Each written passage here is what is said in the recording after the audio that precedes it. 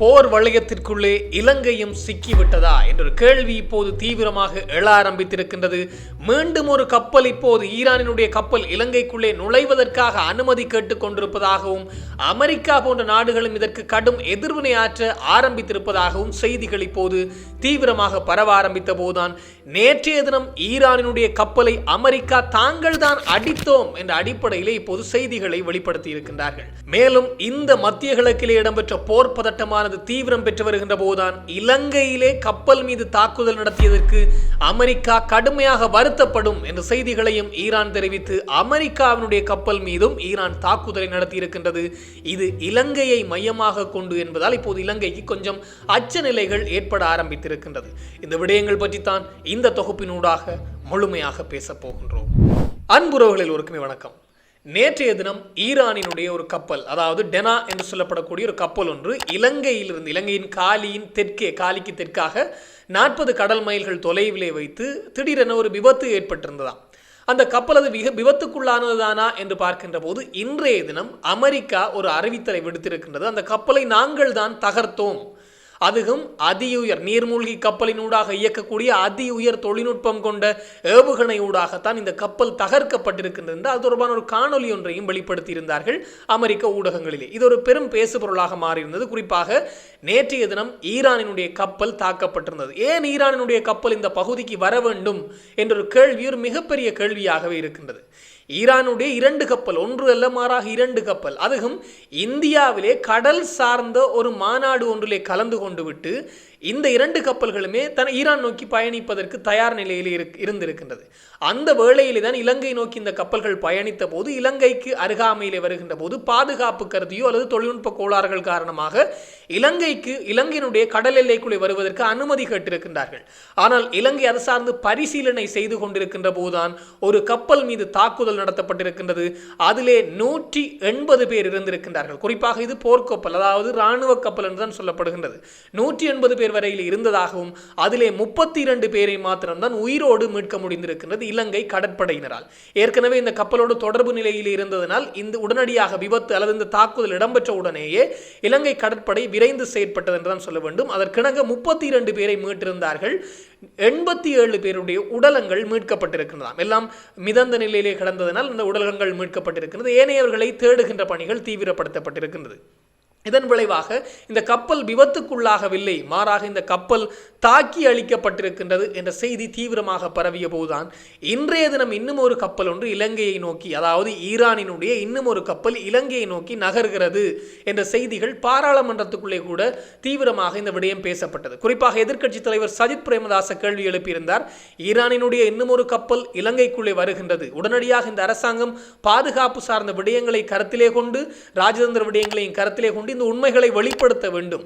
உண்மையிலே ஈரானினுடைய கப்பல் இலங்கைக்குள்ளே வருகின்றதா அல்லது இலங்கை கடற்பரப்புக்குள் இருக்கின்றதா என்பதை அரசாங்கம் வெளிப்படுத்த வேண்டும் என்றும், இந்த கப்பல்கள் சார்ந்த தரவுகளை உடனுக்குடன் வெளிப்படுத்த வேண்டும் என்றும் கோரிக்கை விடுத்திருந்தார். இதற்கிணங்க நலிந்த ஜெயதிஸ் அவர்கள், அமைச்சரவை பேச்சாளர் நலிந்த ஜெயதிஸ் அவர்கள் உரையாற்றுகின்ற போது 2வது கப்பல் இலங்கையினுடைய கடல் எல்லைக்குள்ளே இல்லை, மாறாக இலங்கையினுடைய கடல் எல்லையிலிருந்து சற்று தொலைவாக அது நங்கூரமிட்டிருக்கின்றது, அது தொழில்நுட்ப கோளாறு ஏற்பட்டிருப்பதாகவும் இலங்கைக்குள்ளே வந்து தரித்து நிற்பதற்கு அல்லது நங்கூரமிடுவதற்கு அது கோரிக்கை விடுத்திருக்கின்றார்கள் என்றும், அது சார்ந்து இப்போது ராஜதந்திர ரீதியாகவும் அது சார்ந்து இப்போது பரிசீலனைகளும் இடம்பெற்று வருவதாக சொல்லப்பட்டிருக்கின்றது. இதே போன்றுதான் நேற்றைய தினமும் அந்த கப்பல் ஈரானுடைய கப்பலுக்கும் இடம்பெற்றிருந்தது. அவர்களும் இலங்கை கடல் எல்லைக்குள்ளே வருவதற்கு அனுமதி கோரியதாகவும் அது சார்ந்து பரிசீலனைகள் இடம்பெற்றுக் கொண்டிருக்கின்ற போதே தாக்குதல் இடம்பெற்றுவிட்டது. 2வது கப்பலும் இப்போது இலங்கை கடல் எல்லைக்கு அருகாமையிலே இருக்கின்றதாம். இன்னும் ஒரு தகவல் சொல்கின்றது, இலங்கை கடல் எல்லைக்குள்ளே தான் நங்கூரம் இடப்பட்டிருக்கின்றது என்ற அடிப்படையிலே. இன்னும் ஒரு தகவல், அதாவது இந்த அமைச்சரவை பேச்சாளர் நலிந்த ஜெயதிச சொல்வதை பார்த்தால் அது இலங்கை கடல் எல்லைக்கு அப்பால் அல்லது இலங்கை கடல் எல்லையிலிருந்து சற்று தொலைவிலே தான் அந்த கப்பல் நங்கூரமிட்டிருக்கின்றது என்றும், உள்ளே வருவதற்கான அனுமதியை கோரி இருக்கின்றார்கள், ஆனால் இன்னும் அது சார்ந்து நாங்கள் பரிசீலிக்கின்றோம் என்பதையும் சொல்லி இருக்கின்றார்கள்.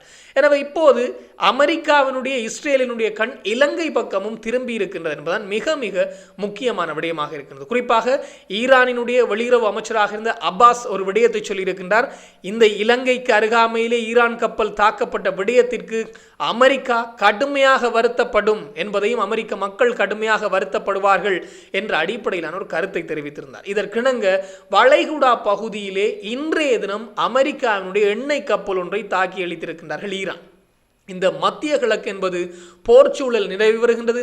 மத்திய கிழக்கிலிருந்து இந்த இந்து சமுத்திரம் இந்திய பெருங்கடல் நோக்கி இப்போது இந்த போர் பதட்டம் விரிவடைந்திருக்கின்றது என்பதுதான் மிக மிக முக்கியமான விடயம். இலங்கையும் அதற்குள்ளே உட்பட்டு விட்டதோ என்ற ஒரு கேள்விக்குறி பலராலும் முன்வைக்கப்படுகிறது. குறிப்பாக ஈரானுடைய கப்பல் உள்ளே வந்தாலோ அல்லது நங்கூரமிடுவதற்கு அனுமதி கொடுத்தாலோ இது ஈரான் ஆதரவான நாடு இலங்கை என்ற நிலைக்கு போகும். அல்லது ஈரானுக்கு அனுமதி கொடுக்காவிட்டால் அமெரிக்கா ஆதரவான நிலைப்பாடு கொண்ட நாடு இலங்கை என்ற நிலைக்கு மாறும். எனவே இது ஒரு மிகப்பெரிய ஒரு இழுபறி நிலையிலே இப்போது இலங்கை சிக்கி இருக்கின்றது என்று சொல்ல வேண்டும். அத்தோடு இந்த ஹோர்முஸ் வளைகுடா பகுதியை இப்போது ஈரான் மூடியிருக்கின்றது. அதனூடாக கப்பல் பயணங்களை சர்வதேச நாடுகள் மேற்கொள்வதற்கு தடை விதிக்கப்பட்டிருக்கிறது. ஆனால் 2-3 நாடுகளுக்கு மாத்திரம் அனுமதி கொடுக்கப்பட்டிருக்கின்றது. ரஷ்யா, சீனா, வடகொரியா போன்ற நாடுகளுக்கு அந்த அனுமதி வழங்கப்பட்டிருக்கின்றது. ஏனைய நாடுகளுக்கு அந்த ஹோர்முஸ் வளைகுடா ஊடாக வருவதற்கு அனுமதி கொடுக்கப்படவில்லை. அப்படி வந்தால் தாக்குதல் நடத்தப்படும் என்பது சொல்லப்பட்டிருக்கின்றது. இதனால் மிக இலகுவான, குறிப்பாக இந்த ஆசிய நாடுகள் அதே போன்று பசிபிக்கினுடைய பெரும்பகுதிகளுக்கு செல்லக்கூடிய கப்பல்கள் இதன் வழியாகத்தான் கடந்து வர வேண்டும். எனவே இதன் வழியாக செல்கின்ற கப்பலுக்கு தடை விதித்தால் நிச்சயமாக இது ஒரு பொருளாதாரத்திலே மிக பெரும் பாதிப்பை ஏற்படுத்தும். குறிப்பாக இந்தியா, அதே போன்று இந்த சீனா, அதே போன்று தென்கிழக்காசிய நாடுகள், ஆஸ்திரேலியா போன்ற எல்லா நாடுகள், ஜப்பான் போன்ற நாடுகளுக்கெல்லாம் இதனூடாகத்தான் கப்பல்கள் வர வேண்டும். ஆனால் இது தடை விதிக்கப்பட்டதன் காரணமாக இப்போது இது ஒரு பெரிய ஒரு ஆபத்தான நிலை அல்லது பொருளாதாரத்தில் ஒரு மிக மோசமான நிலையை நோக்கி எட்டும் என்றும் சொல்லப்பட்டிருக்கிறது. அதற்கிணங்க ஈரானும் பதிலடி கொடுத்திருக்கின்றார்கள். இப்போது அமெரிக்காவுக்கு ஒரு கப்பலை, அதாவது எண்ணெய் கப்பல் ஒன்றை தகர்த்திருப்பதாக சொல்லப்பட்டிருக்கிறது. இலங்கையும் இப்போது என்ன செய்வது என்று தெரியாத நிலையில் இருப்பதாகத்தான் சொல்லப்படுகிறது. காரணம், ஈரானிய கப்பலை உள்ளே எடுப்பதற்கு அனுமதி கொடுத்தால் அமெரிக்காவினுடைய எதிர்ப்பை சம்பாதிக்க வேண்டிய ஒரு நிலைக்கு தள்ளப்படும். அந்த கப்பலை உள்ளே எடுக்காமல் மீண்டும் 2வது கப்பலும் தாக்குதலுக்கு உள்ளாகுமாக இருந்தால் இலங்கைக்கு ஈரானுடைய பகைமையை சம்பாதிக்க வேண்டிய நிலை ஏற்படும். எனவே இரண்டுக்கு என்ன செய்வது என்று தெரியாத நிலையிலே தான் இலங்கை இருக்கின்றது என்பதை இப்போது பல சர்வதேச ஊடகங்கள் செய்திகளாக வெளியிட ஆரம்பித்திருக்கின்றது. மேலும் ஒரு மிக முக்கியமான செய்தி என்றால், இந்த சாமர சம்பத் தசாநாயக்க பாராளுமன்றத்துக்குள்ளே கடுமையாக கொந்தளித்திருக்கின்றார். இதற்கு காரணம் என்னொன்று பார்க்கின்ற போது இந்த சுரேஷ் சாலே விடயம் சார்ந்து அவர் ஒரு விடயத்தை போட்டுடைத்திருக்கின்றார். அதாவது ஒரு கருத்தொன்றை முன்வைத்திருக்கின்றார்.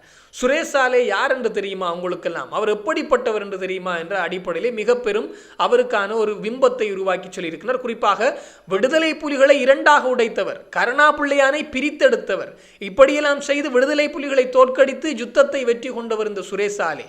இந்த சுரேஷ் சாலே தான் எங்களுக்கு எல்லாம் பெரியவரை ஒழிய இந்த ஸ்ரீல்காமினி, அதாவது அருட்தந்தை, குறிப்பாக கத்தோலிக்க திருச்சபையினுடைய ஊடக பேச்சாளராக இருக்கின்ற ஸ்ரீல்காமினி அவர்கள் எல்லாம் எங்களுக்கு அவ்வளவு பெரியவர் எல்லாம் இல்லை. மாறாக இந்த சுரேஷ் சாலே தான் எங்களுக்கு பெரியவர். எனவே சுரேஷ் சாலேவை கைது செய்தது பிழை, தவறு, இதை ஏற்றுக்கொள்ள முடியாது என்றும் இந்த ஸ்ரீல்காமினி கொஞ்சம் வாயை மூடிக்கொண்டிருக்க வேண்டும் என்ற அடிப்படையிலான கருத்துக்களை இப்போது இந்த சாமர சம்பத் தசாநாயக்க தெரிவித்திருக்கிறார். எனவே இந்த சுரேஷ் சாலேவினுடைய கைதின் பின்னால் பெரும் தலைகள் எல்லாம் கொஞ்சம் உருள ஆரம்பித்திருக்கிறது. குறிப்பாக கோட்டாபய ராஜபக்ச நாட்டை விட்டு தப்பிச் சென்றிருப்பதாகவும் ஒரு செய்தி நேற்றைய காணொலியிலே கூட நான் குறிப்பிட்டிருந்தேன். இன்றும் அது தொடர்பான செய்திகள் கொஞ்சம் வர ஆரம்பித்திருக்கிறது. தென்னிலங்கை ஊடகங்கள் கூட நாட்டிற்குள்ளே கோட்டாபய ராஜபக்ச இல்லை என்பதை குறிப்பிட ஆரம்பித்திருக்கின்றார்கள். எனவே சுரேஷ் சாலே கைதின் பின்னால் பல பெரும்புள்ளிகள் கொஞ்சம் கொஞ்சமாக நழுவ ஆரம்பித்திருக்கின்றார்கள் என்பதுதான் மிக மிக முக்கியமான விடயம். அதிலும் பதட்டம் தெரிகின்றது பலருடைய முகத்திலே. இந்த சாமர சம்பத் தசாநாயக்க, சரத் வீரசேகர் எல்லாம் கடுமையாக பதறுகின்றார். அதே போன்று இந்த உதயகமன் விமல் வீரவம்ச, இப்படியா ஜிஎல்பிரிஸ் எல்லோருமே, அதாவது மஹிந்த ராஜபக்சக்களோடு ஒட்டி கொண்டிருந்த எல்லோருமே கடுமையாக பதற ஆரம்பித்திருக்கின்றார்கள் சுரேஷ் சாலேவினுடைய கைதை தொடர்ந்து. அவர்கள் இப்போது கையிலே எடுத்திருக்கின்ற ஆயுதம் என்னென்றால், விடுதலை புலிகளை அழித்தவர், விடுதலை புலிகளை இல்லாமலாக்கியவர், யுத்தத்தை வெற்றி கொள்ள காரணமாக இருந்தவர், தமிழ்ச்செல்வன் இறப்பிற்கு காரணமாக இருந்தவர், கருணா பிள்ளையானை பிரித்து புலிகளை தோற்கடிக்க காரணமாக இருந்தவர். அப்படியாப்பட்ட இந்த சுரேஷ் சாலேவையா நீங்கள் தூக்கி விட்டீர்கள் என்ற அடிப்படையிலான கருத்துக்களை முன்வைக்க ஆரம்பித்திருக்கின்றார்கள். அதே போன்று கேபிஎன் சொல்லப்படும் குமரன் பத்மநாதன் அவர்களை கைது செய்வதற்கு காரணமாக இருந்தவர் என்றெல்லாம் பல விடயங்களை தென்னிலங்கை மக்கள் மத்தியிலே திணித்து ராஜபக்சர்களோடு ஒட்டி கொண்டது இந்த குழுவினர், நான் சொன்ன பெயர்கள் சார்ந்தவர்கள், இதை திணித்து விமல் வீரவம்சவெல்லாம் இதை நேரடியாகவே சொல்கின்றார். இப்படியாப்பட்டவரையே கைது செய்து விட்டார்கள், இப்படியாப்பட்டவரையே கைது செய்து விட்டார்கள். அப்படியாப்பட்டவர் தான் ராஜபக்சக்களை மீண்டும் ஆட்சிக்கு கொண்டு வருவதற்கு உயிர்த்த ஞாயிறு குண்டு தாக்குதலை பயன்படுத்தி இருக்கின்றார் என்பதும் இப்போது மிக பெரும் செய்தியாக தீவிரமாக பரவ ஆரம்பித்திருக்கின்றது. பொறுத்திருந்து பார்ப்போம் இப்படி இந்த அரசு இந்த விடயங்கள் சார்ந்து என்ன நடவடிக்கை எடுக்கப் போகின்றது என்பது. இது தொடர்பாக இன்னும் பல தகவல்கள் வருகின்ற போது உடனுக்குடன் தெளிவுபடுத்த நானும் தயாராக இருக்கிறேன். இன்னும் ஒரு தொகுப்போடு சந்திக்கலாம். உங்களிடம் விடைபெறும் நான் என்றும் உங்கள் அன்பின் ஈழன். வணக்கம்.